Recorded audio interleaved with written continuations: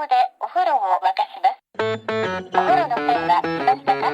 自動でお風呂の線は。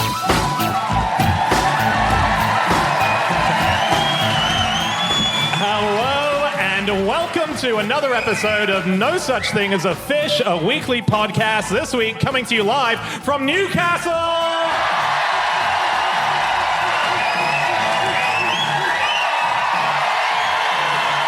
My name is Dan Schreiber, and I am sitting here with Anna Chazinski, Andrew Hunter-Murray, and James Harkin. And once again, we have gathered round the microphones with our 4 favorite facts from the last 7 days. And in no particular order, here we go. Starting with fact number 1, and that's my fact this week. My fact is, some of the plants at the poison gardens at Ancient Castle are so deadly, they are kept in cages. Yeah. Surely they don't think they're going to escape, do they?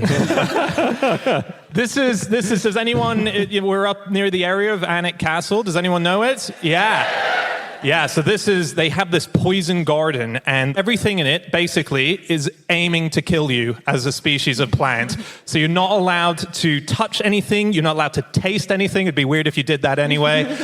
You're not really allowed Well, I'm not sure, because some of the things there are opium poppies, cannabis, and magic mushrooms. Yeah. So now I think I know why the cages are there, especially after that cheer. If I was a gardener there, what I would do, I would make some fake cages, but I'd leave them, busted open with the door hanging off its hinges. And nothing in there. Yeah, just exactly. An empty Let cage. them scatter around the place. And then just with your group you're bringing in, just dash out. Don't say anything. I'd run around looking worried. No, so they do have a number of cages. A couple of them, it is because they are drugs like cannabis and opium, but they also have things like giant hogweed. And I listened to an interview by their head gardener, who's called Trevor Jones, and he was saying that that's one of the things that they need to keep in there, because they have a lot of children coming to the gardens, and giant hogweed are very tall. They're about 8 foot tall, and kids love to run around underneath it. But it does things like if you touch it, it blisters your skin, and it can go to almost 3rd-degree burns. And gardeners that they know who work there, who've had contact with it, have all been hospitalized within hours. So it's a very dangerous, deadly drug. Yeah. So I think also it is a bit of show that they want to sort of... Yeah. Well, they do say, don't they say, though, that also, as well as not tasting or touching, you shouldn't sniff the plants in there. And you say it's show, but one summer, apparently quite recently, I think 7 people fainted from just inhaling the toxic fumes that are emanating from the plants. I don't know why anyone visits this place. Has anyone here ever fainted at the poisonous gardens? No. It's all right. It's not proven yet, but it will be. But what you say about it being like for show, I mean, on the gates they do have like skull and crossbones and a big sign saying these plants can kill. Excellent. So Yes. it is, So it was set up by the local Duchess. Is it the Duchess of Northumberland? She kind of owns the place, and she's pretty goth. Like she's she's a big fan of taxidermy. So she has 20 stuffed dogs, which is a lot. Even if you've got a big house, that is a lot of stuffed dogs to own. So she has this whole... there's one plant there, which is called Brugmansia, or Angel's Trumpet. And the Duchess says it is an amazing aphrodisiac before it kills you. wow. Oh, but you die happy. Well, supposedly Victorian ladies would add tiny amounts of the pollen to their tea because it gives you a bit of a buzz, a bit of a little trip. And also, I found this claimed, I don't think this is true, that prostitutes in Paris used to put the pollen in their clients' drinks because it makes you sleepy, but it also has the reputation of making you dream about wild sexual adventures, and you'd wake up and you'd think you'd done all this crazy stuff, and actually you hadn't slept with anybody at all. You just had a cup of tea and then a nap. Actually, Angel's Trumpet is a particularly frightening one. People still take it. It was quite popular in the early 2000s at festivals when people got into herbal highs. It's a really bad idea to take it. It's very dangerous. A man in Germany a few years ago took some and then used a pair of garden shears to cut off his own tongue and penis. Whoa! So, Wow, in that order? Does the order matter, James? I'm just thinking, you won't be able to scream if you cut your tongue off. Oh, yeah. it is very It's just weird. sensible, isn't it? Whichever order you've done, it's weird that he did one and thought, oh, that was a good idea. Let's try something else. Oh, my God. Anyway. I've never found a fact before that I'm just going to choose not to believe is true. They say if you take Angel's Trumpet, it makes you feel hot as a hare, blind as a bat, dry as a bone, red as a beet, and mad as a hatter. Hungover, then. Wow. Do you know there's a word which is for a sort of blanket word for any antidote to a poison, which is Mithridate. It's a bit of an old word, but it comes from Mithridates VI, who was an Anatolian king in the 2nd century BC. And I really like him. He had this terrible phobia of being poisoned, which is fair enough. His dad was killed by poisoning, and it was the olden days. People were always trying to poison each other, and so he decided to combat this. Really clever. Over 2,000 years ago, he would ingest lots of poisons every day his whole life to try and build up an immunity. And this kind of worked. And it was actually kind of cool. He also was the first person to use a chemical weapon in that he used mad honey. So this is honey that makes you get really, really sick. It's honey that's made by bees that have eaten poisonous rhododendron. Ooh. So he's known for that. So he was very successful in war, and he was always eating this poison, and he built up this immunity. And then at the end of his life, he was about to lose in battle. And the thing to do then was to commit suicide. And he tried multiple times and couldn't do it because he was immune to all the poisons.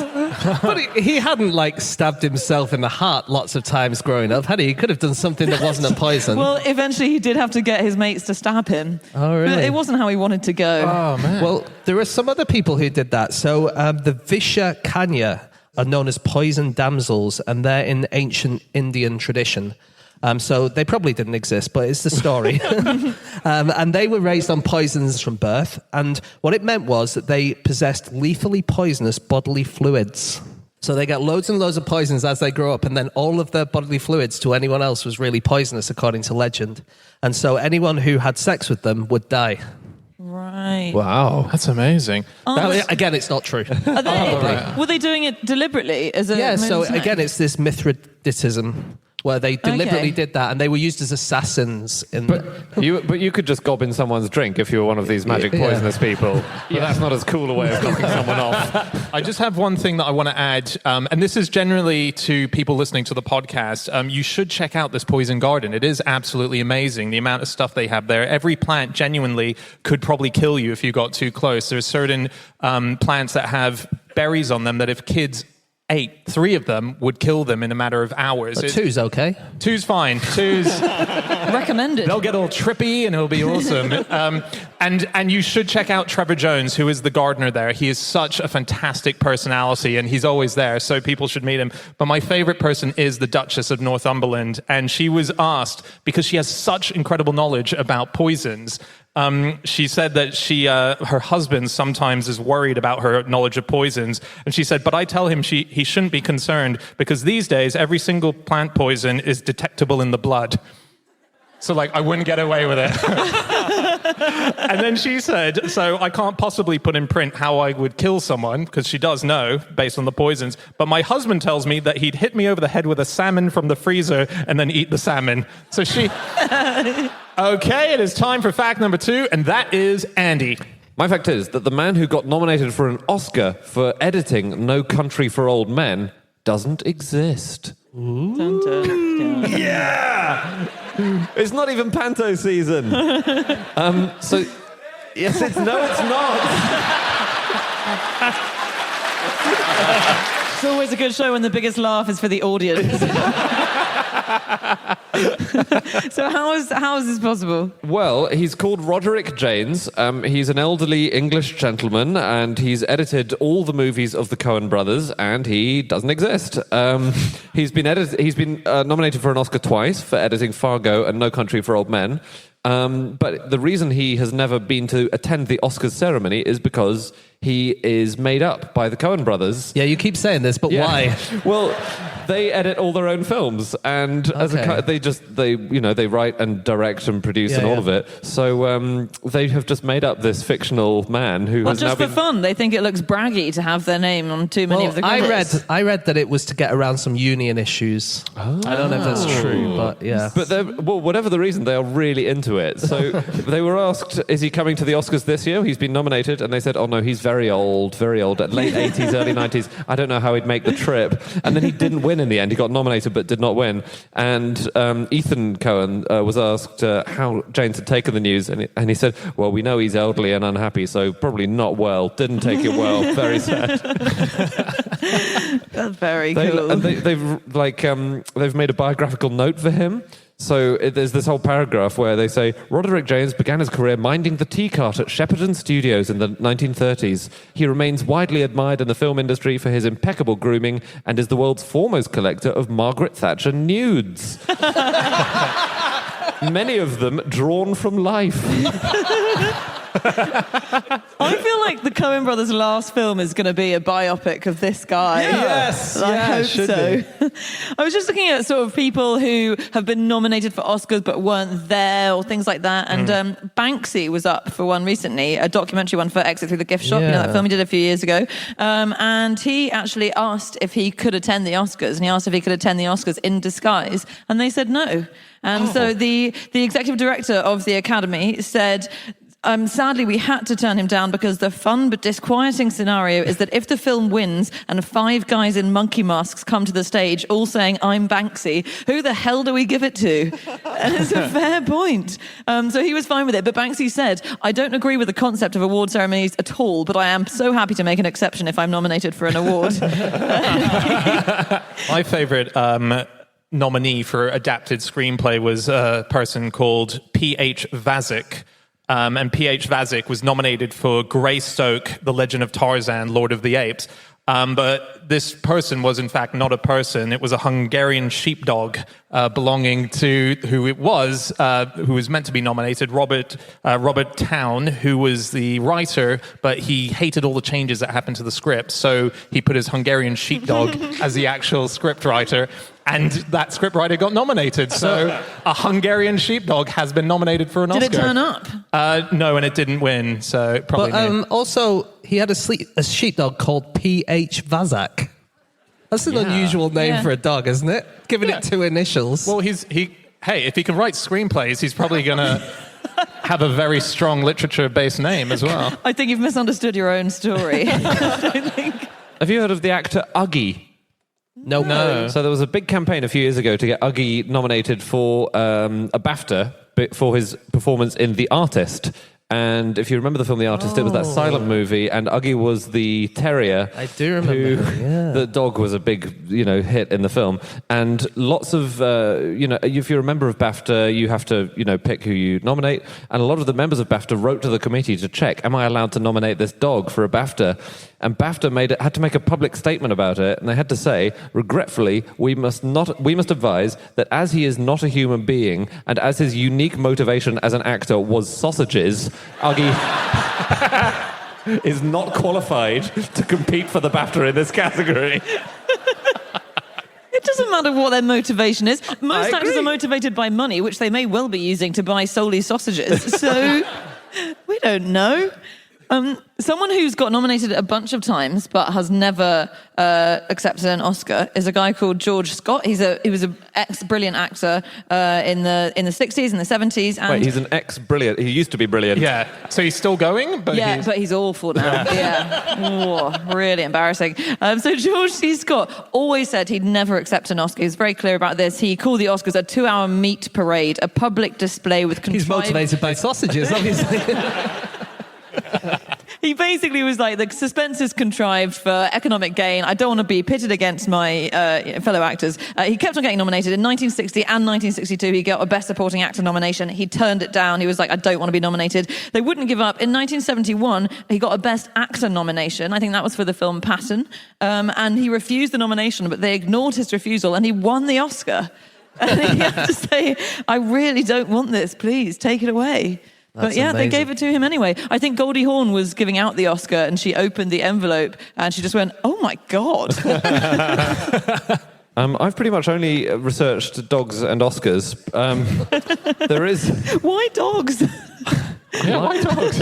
I like dogs. Okay. So there is a thing about the first ever Oscars because off the back of Uggy in The Artist, there was a very famous dog called Rin Tin Tin. Anyone heard of him? Yeah. So it was like this is way back. This is 1920s era Hollywood, and Rin Tin Tin was, I think, a German Shepherd, maybe very like a proto lassie basically, and was hugely popular. And when the first ever Academy Awards happened, Rin Tin Tin received the most votes for Best Actor, and that's true. There's Susan Orlean is a writer from America who's done a lot of research into this, and it's her belief that this happened. But he won the first round, and they thought, we have just set up the biggest film awards in the world. We cannot give it to a dog the first time round.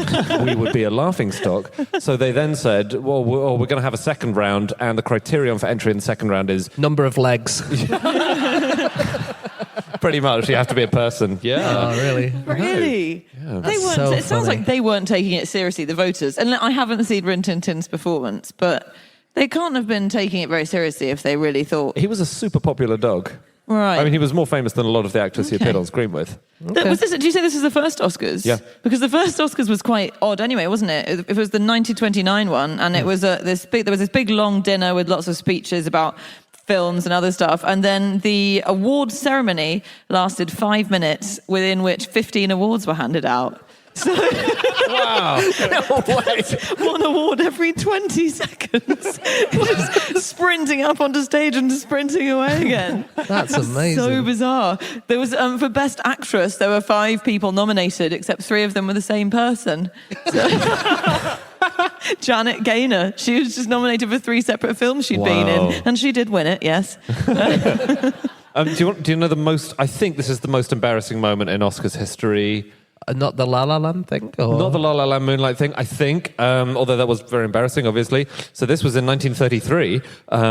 This was the Best Director Award, and Frank Capra, who was a really famous director, a lot of classic Golden Age Hollywood films he directed, he was up for it, and so was another director called Frank Lloyd. And Frank Capra heard the presenter say, "Come on up and get it, Frank." But he hadn't been listening properly, and he had said it to Frank Lloyd. Oh, God. And Frank Capra was already moving up the room to collect it. I think he got to the stage, and God. he then realized his mistake, and he had to walk all the way back in front of everybody. Oh. He later said the walk was the longest, saddest, most shattering walk of my life. I wish I could have crawled under the rug like a miserable worm. Okay, we need to move on to fact number 3, and that is Chazinski. My fact is that houses in ancient Turkey had no doors or windows. You got in by climbing a ladder up to the roof and dropping through a trapdoor. I just think this is so cool. This is discovered, and this amazing settlement that archaeologists have uncovered in the last few years. It's a settlement called Çatalhöyük, and it was settled over 9,000 years ago. It's on the Konya Plain in Turkey, and it's amazing. And they all built their houses back to back, sort of clustered like terraced houses, which is very weird because they had lots of room. And no doors or windows, and like little ladders that you could drop down to climb up to get in, and then you put the ladder down and you drop onto the hearth in the middle. It's a bit weird because the entrance which you dropped through was the same as the exit for the fire. So you wanted to make sure they didn't have a fire lit when you were coming back home. I read a description of it. It's a bit like a honeycomb. So you have all these like little cells that are next to each other. So there's no paths in between them. Yeah. They're all... You've got like 6 neighbours, one on each wall, and the only way to get out is to go through the roof, right? And the streets were sort of the roofs, weren't they? If you were going to someone's house, you would just walk along the top and you would go down. So it was a sort of as if it were an underground bunker, but they just built it upwards, and that became their new street level. In fact, they did everything on the roofs. So anything you would do as a group, so any kind of, let's say you were doing some religious stuff, it would all have to happen on the roofs, because that's all the space you had. Apart from there was one little area, wasn't there, where they defecated. Really? Yeah, A like separate pile? they had like a courtyard where they would put all of their feces and their rubbish and all that kind of stuff in a big midden. That's nice. Yeah, and we have one of those in the centre of Newcastle, don't we, somewhere? But they lasted 1,700 years. Yeah, That at is least such I think. a lot when you really think about that. Just have a real think about that quickly. Sit That is back. a long time. Well, it wasn't the same people. No. And then they disappeared. Yeah. As in, they probably disappeared. And we don't really know why. In about 5,000 BC, I think it was. Yeah. The civilization just don't know what happened to it. But they've got amazing paintings that they've found on the inside of their walls, and they're always painting sort of like leopards and boars and bears, and also they always do those hand paintings, which I like because you always do them at primary school, and it's nice that sort of cave people did that too. And they have paintings, they have this really cool painting of people, but without heads, and then a huge, what looks like a vulture, and they think that's because they did that thing where when people died, they would put them out on the roofs, and no other animals could get to them, but the vultures would come and be able to eat out their organs. Yeah. Which is Oh. So then they would take the bodies which had no longer any meat on them, so it's just a skeleton, and they would bury them in their houses under their beds. Under their beds. So you'd keep your grandma under your bed. Wow. Very, very creepy. I got to say, I think we're getting it right, and they didn't. In some ways. But look, here's one thing that they did get right, and one reason that people think they lasted so long is because when we look at these cells now where they all lived, they're all almost exactly the same, and it's not like some of them have got more hand paints on or some of them have got more decorations and stuff like that. And it seems that is because they all basically didn't have a way of accumulating goods. Everyone was exactly equal. And one theory as to why why it died out in the end is because when they started farming, people could start hoarding food, and then some people got richer than others, and then eventually, that's because of the inequality. That's why the civilization died. But they were one of the first, they're almost the most important agricultural community, early agricultural community, aren't they? When people went from being nomadic to being agricultural. But weirdly, their houses are nowhere near their fields, which is quite confusing because you would have thought if that's all you're doing, you want your field to be next to your house. But I think that's because the clay to build their houses, they wouldn't have been able to carry that from wherever that was to next to the fields to build their houses. So instead they had to carry their corn back to their houses. So their houses are built where the building materials are. It's annoying to have to make that kind of trade-off. But it's much lighter to carry corn than it is to carry a house. But you've only got to carry the house once, so... Exactly, yeah. Oh, it's tricky, isn't it? And you put it on the back of one of those trailers. What trailer? Sorry, what? They They were advanced. Have you heard about the people who lived in the Old Dubai Gorge in Tanzania? No. No? Yeah, fair enough. This is supposedly where the oldest houses in the world are, and they're 1.8 million years old. So that's 1.5 million. It's 1.5 million years older than humans are. They're circles of stone, which are they're not lovely houses, okay, because obviously they're 1.8 million years old. There are circles of stones, and they're surrounding slight depressions in the earth in the middle, and they're about 13 feet across, these circles. And some cynics have said these are not houses. Because they're just circles of rocks. But you think, how did the rocks get into circles? We don't know. And there's a theory that maybe a growing tree pushed the rocks outwards into a circle, then the tree died, and it leaves a circle of rocks behind. That seems unlikely. That's silly. I know. Yeah, but the house thing is more But we plausible. don't know. But it's a theory. And they had presumably roofs. They weren't just circles of stone at the time, we think, or were they? Because if I just strewed a few pebbles around me and then said, look, I've built a house... I don't think I'm being employed by any architectural firms. It's tricky because there's no definition really of what a house is. You're right. Yeah. I got a fact about trapdoors. Yes. Because this was about getting into your home via a trapdoor. So Rousseau, the French writer, had a trapdoor in his office for whenever he had unexpected guests. Was it to drop them through? He pressed a button and just... Like Mr. Burns. It was for him to flee, and they'd knock on the door and say, "We'll just see if Mr. Rousseau's in." Oh no, sorry, That's he's so pulling the rug cool. back over him from the trapdoor. Isn't that cool? I read That's really recently cool. that Mark Zuckerberg has that as well. Really? Yeah.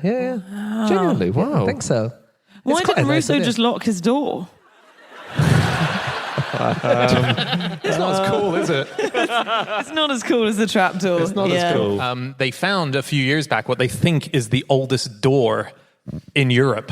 And they think it's 5,000 years old. And it was found when archaeologists in Zurich were digging, I think that it was for a car park, and they suddenly found this door. And do you know how they dated it? Someone had rings. put a letter in there and they looked at the postmark. Oh, yeah. No, they counted the rings. It was a long shot. Yeah. How does that really? What's a wooden door? Yeah, it had yeah. rings. That's very cool. Yeah, so they were able to count. Very good. Okay. Oh, yeah, that I makes thought no you'd- sense. What am I Yeah, talking because about? you'd only know from when it was born, the Yeah. tree, right? Oh, this is 12 years old. They could have carbon dated it, I guess, right? Yes, it's obviously the answer. Wait, they did. Did they count the You know, rings? They counted the rings, but the rings obviously end when the tree was chopped. Well, so yeah. that doesn't. So I don't know who wrote this bullshit. I tell you what, when we do it in the office, it's embarrassing enough. In front of 1,000 people, I really have to question what's going on in this head of mine. Should we another door thing? Yeah. Quickly move on. Some Native American tribes, and actually I think some East African tribes used to have keyhole-shaped doors. And this, why do you think that is? Massive keys. They had really, Keys. really big kind of dresses, and so it was the shape of them. Oh, that's They're good. Like a ladies' loo sign, which goes out Yeah, like yeah, that, yeah. like a keyhole. They yeah, didn't have houses. They just had a load of ladies' lavatories. Right. Okay. No, you're all incorrect. Okay. They counted the rings. You're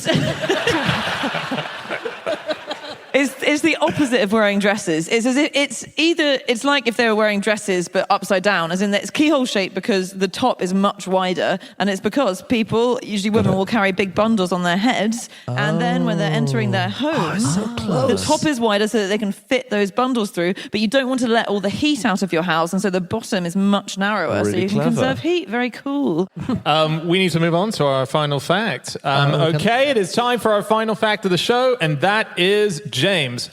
Okay, my fact this week is that the red triangle slug can escape from frogs by supergluing them to trees.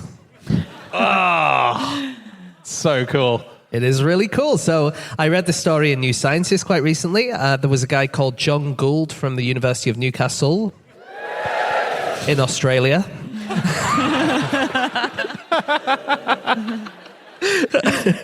And he made the discovery when he spotted a frog stuck to a tree. And there was a slug next to it, presumably kind of rubbing his hands with glee or something. And he cut a bit off the tree, and he looked how old it was, and then he took it Unbelievable. and then he took the frog back to his lab, and he left it there for a while to see if it would get free, and it really didn't. Eventually, they prized it free, and they put it in a little container, and then it kept getting stuck to the sides of the container.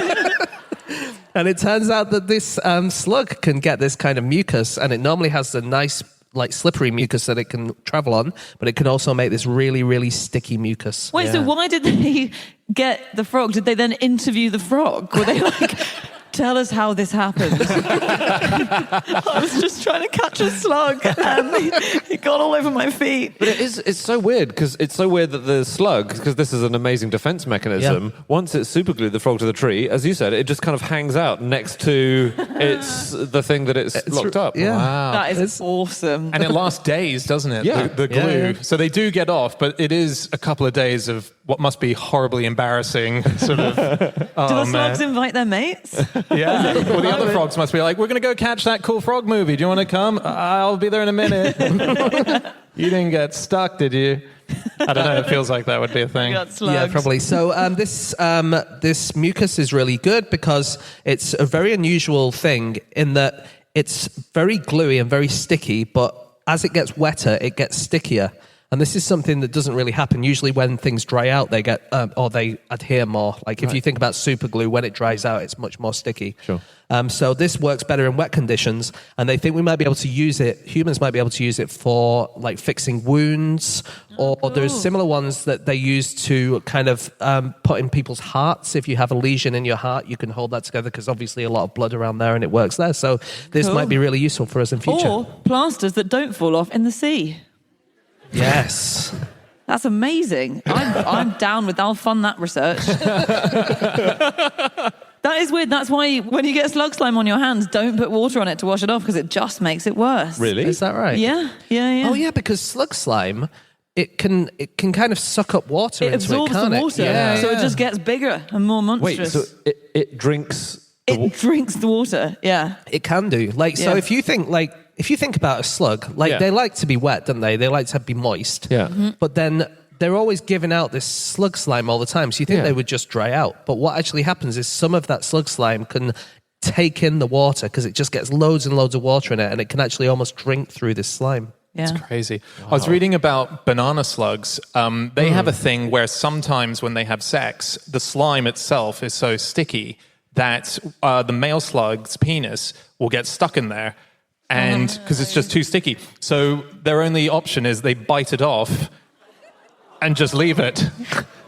This is where Anna's German guy at the festival got his ideas from. It's too sticky. It's got to go. Yeah. Really? But they do sometimes bite each other's penises off anyway, I think. They're not really supposed to, but... It's considered rude. Yeah. Sorry about that. I wasn't meant to do that. So they're all hermaphrodites, aren't they, slugs? So, which is good. That means when they have sex, then both can go away pregnant, which is nice. But they will, at the end, you have to scarper really fast, otherwise your partner might bite off your penis, which is a bit scary. But the best slug mating, actually, is the leopard slug mating, isn't it? Because the leopard slug has sex while upside down hanging from a branch. And the reason it does this is because its penis is so big that it needs to use gravity to unroll it. We've all tried that line at various My Tinder profile is me hanging upside down from a tree. I think you know what this means.